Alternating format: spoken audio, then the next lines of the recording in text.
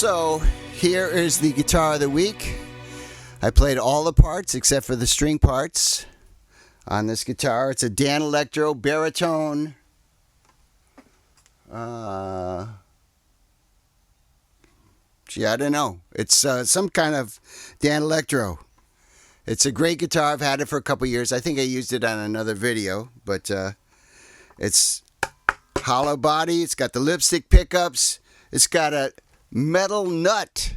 It is twangy as hell. This is the twangiest baritone ever, and I love it. It's a really great piece. It's unique. Maybe not especially well suited for a Metallica song, but just thinking about Cliff Burton and how great he was, and also, of course, we have some footage from the St. Paul's Chapel in Salem, New York, and we have a little cameo of Prince Omega playing the bell, not the cowbell though. So here I am. I'm doing a video, doing an interview here at St. Paul's Church. Now this might look a little familiar to some of you Blue Oyster Cult fans. This is the church that is on the cover of our first gold record in Blue Oyster Cult, On Your Feet or On Your Knees. And here's our limousine right here. No, not really. It's Arcadia, but here it is.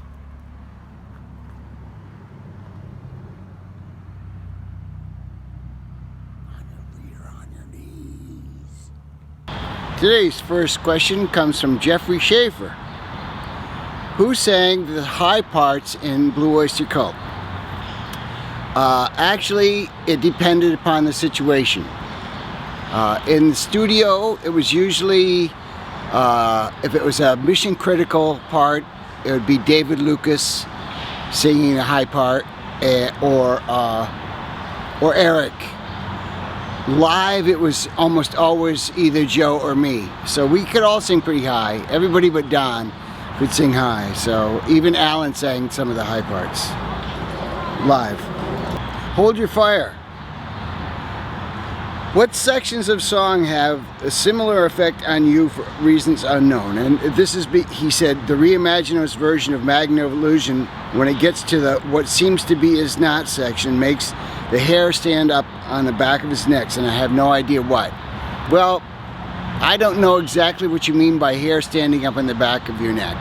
I know that I get goosebumps when I hear certain songs.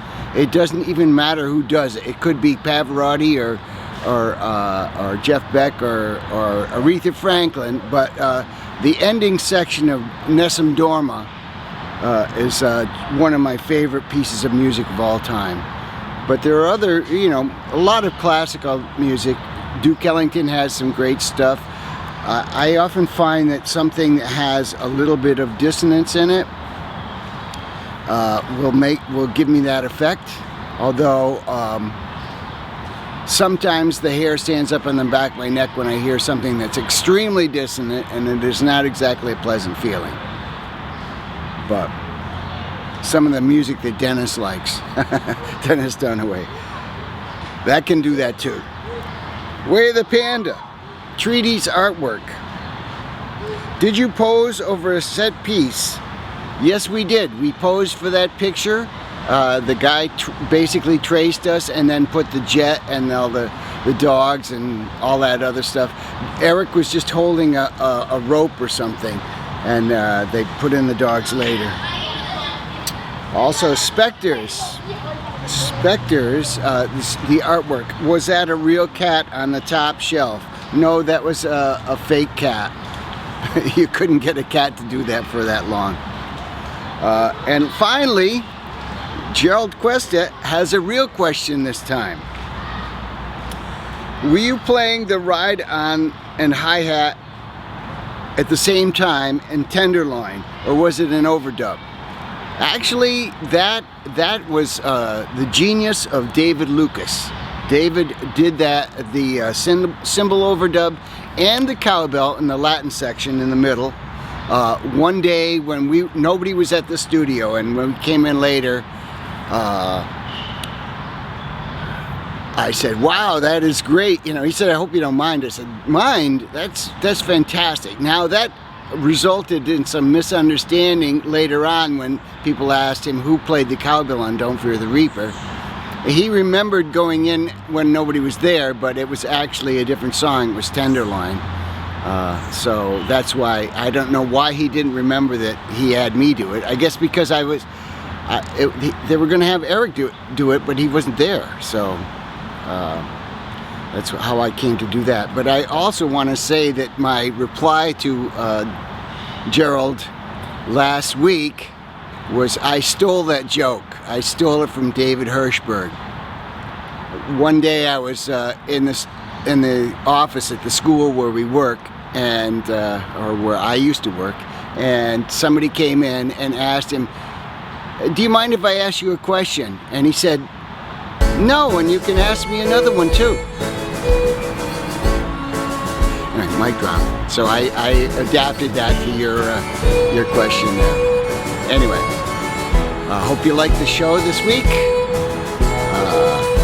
If you haven't already, please subscribe, like it, share it on Facebook if you want. You know, this is quite a fun project, trying to do a Metallica song. So, anyway, have a great week. We'll see you next week for another episode.